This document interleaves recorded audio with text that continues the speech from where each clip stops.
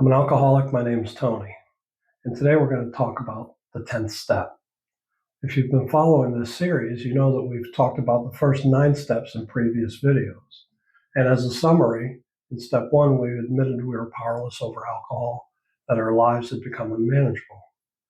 In step 2, we came to believe that a power greater than ourselves could restore us to sanity. In step 3, we made a decision to turn our will and our lives over to the care of God as we understood Him. In step 4, we made a searching and fearless moral inventory of ourselves. And in step 5, we shared that inventory with our sponsor. And so we admitted to God, to ourselves, and another human being, our sponsor or some trusted advisor, what our inventory was, what we found. Step 6, we became entirely ready to have God remove these defects of character. And in step 7, we humbly asked Him to remove our shortcomings. Then we got to step 8, and we made a list of all the people we had harmed and became willing to make amends to them all. Now, we probably most of us have used step 4 inventory to make that list of people we made amends to. In step 9, we actually made the amends, wherever possible, except when to do so would injure them or others. Now, if you have any questions about these first 9 steps, I'd ask you to go back in the YouTube videos and check out each of the steps, and you may have your answer there. But all of these, including today, are done out of the Big Book and the 12 and 12. So let's get to step 10. We continue to take personal inventory, and when we were wrong, promptly admitted it. Now, I've heard some people say that this is another version of step 4, and to a great degree, I believe that. In step 4, we made that inventory because we had a lifetime of inventory to catalog and to review and to talk to our sponsor about. Now we are trying to ensure that we don't have to do that huge catalog ever again by promptly admitting our mistakes. So we do this inventory every day, kind of a mini inventory, okay? I'll explain to you how I do it in a minute. But what I'd like to start by doing is reading right out of the Big Book. So I have a Big Book study, which if you study guide, if you like it, this is from Anonymous Press, anonpress.org, I believe it is. They haven't paid for an ad here, so this is it's a beautiful book. What I love about it is that it's paginated exactly the same way, except on each page there's a facing page for notes. But it also has an original Big Book in here, and it also has a dictionary in the back to tell you what the words meant from when this was written in the 30s. But I'm going to go to step 10, and it's on page 84. And it says, this thought brings us to step 10, which suggests we continue to take personal inventory and continue to set right any new mistakes as we go along. We vigorously commence this way of living as we cleaned up the past. We have entered the world of the Spirit. Our next function is to grow in understanding and effectiveness. This is not an overnight matter. It should continue for our lifetime. Continue to watch for selfishness, dishonesty, resentment, and fear. And I would add to that. I would say look for ego too, because it's my belief that behind every relapse is our egos. Our egos come back into the game, and we start saying things, I don't need to go to meetings anymore. I don't need to talk to my sponsor anymore. I don't need to look in the Big Book every day. I don't need to do my sober disciplines anymore. That's your ego talking. So we should add that to this list. When they crop up, we ask God at once to remove them. We discuss them with someone immediately and make amends quickly if we have harmed anyone. Now, I can tell you this particular step has helped me countless times in that every night before I go to bed, I think about my day. And I think about what things have I done that I wish I hadn't done, or I wish I had done differently. And it allows me to quickly take responsibility for them. And I can't tell you how many times I've done that, where the person has said to me, you're fine, I understand. because they're just happy that you're addressing it, right? So doing it quickly, this is the kind of thing these kind of problems we used to kind of shove under the rug. Now we're taking care of them quickly. So then we resolutely turn our thoughts to someone we can help. Love and tolerance of others is our code. And we have ceased fighting anyone, anything and anyone, even alcohol. For by this time, sanity will have returned.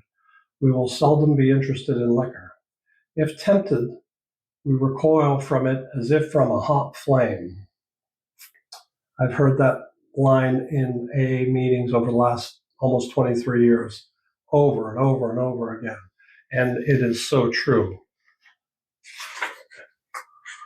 We react sanely and normally. We will find that this has happened automatically. We'll see that our new attitude toward liquor has been given us without any thought or effort on our part. It just comes. That is the miracle of it. We're not fighting it, neither are we avoiding temptation.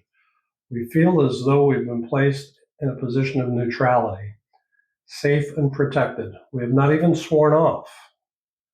Every time I swore off alcohol, I drank again, and usually very quickly. I haven't sworn off. I just don't drink today. Instead, the problem has been removed. It does not exist for us. We're neither cocky nor are we afraid. That is our experience. That is how we react as long as we keep in fit spiritual condition.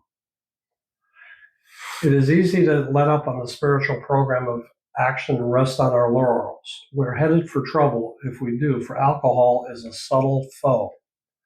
Right? Let's not get complacent. We start feeling good about what we're doing and we get complacent. We're not cured of alcoholism. What we really have is a daily reprieve contingent on the maintenance of our spiritual condition. Every day is a day when we must carry the vision of God's will into all our activities. How can I best serve thee? Thy will, not mine, be done. These are the thoughts which must go with us constantly. We can exercise our willpower along this line all we wish. It's the proper use of our will. Okay? So that's directly out of the big book. So let's talk about how we do this. How do we actually accomplish doing this? For me, I have my sober disciplines that I do every day. And I follow something called toothbrush therapy that I was taught when I was in treatment myself. And I've actually written a book on it, and I'm not here to sell the book, but every night I review my daily sober disciplines. And at the end of those daily sober disciplines, I have a place where I can do my daily inventory. So I can write 3 things I wish I could have done differently. And that's where I'm thinking about the day and where I could have done better. So in step 10, we continued to take personal inventory, and when we were wrong, promptly admitted it. So if you can take that time at the end of your day to do a gratitude list, which is what I do in conjunction with this personal inventory, and if I can spend 5 minutes, and frankly, it doesn't take 5 minutes. It takes more like 3 minutes. And when I do my gratitude list, I only list 5 things because I'm talking about important things. And I do my gratitude list as a letter to God. Dear God, thank you for. And then I write my 5 things. Under that, I write 3 things I could have done differently. If I'm thinking of myself, I might have got angry that day. I could have controlled my anger better. I could have eaten less. I have a tendency to overeat. I could have not backed out of exercising that day. I try to exercise every day, and every once in a while I back out. But those are just examples. But if I got angry at someone, who did I get angry at? Do I owe that person an amend? How bad of an incident was it? Or was it just something minor, but no matter how minor it is, we need to address it. We need to address it for 2 reasons. And we need to write it down, by the way. By writing it down, we can look back on it and see what our personal inventory has been over a period of time. And if, for example, I'm getting angry frequently, maybe it's time for me to look at what's going on with my anger. Am I not praying and meditating enough? Because again, this is a spiritual program, and we have this uh, you know this daily spiritual reprieve. That's what our virtual full-time job is, for us to maintain and nurture and grow. So therefore, I would say to you, make sure you have the 5 minutes. Write your letter to God. Dear God, thank you for 5 things, and then write 3 things you could have done differently. And when you're done with that, if there's somebody you need to make an amends to, maybe it's the person who you're living with, and you can do it right then and there. If it's not the person you're living with, make yourself a note and make sure that you do it as soon as you possibly can. Try to do it the very next day. I hope that helps answer some questions about step 10. It is a great step. It's one of my favorite steps. I do it constantly. I'm constantly thinking when I have done something wrong. I think about, okay, I've got to put that on my inventory tonight when I do it. So it's a formal way of doing it. These are part of my sober disciplines. And in my next video, I'm going to talk about step 11 and then step 12. But then I'm going to be doing a video also on toothbrush therapy, which are my 5 sober disciplines. So watch for that. So thank you for watching, and I hope this helps you get a better understanding of step 10.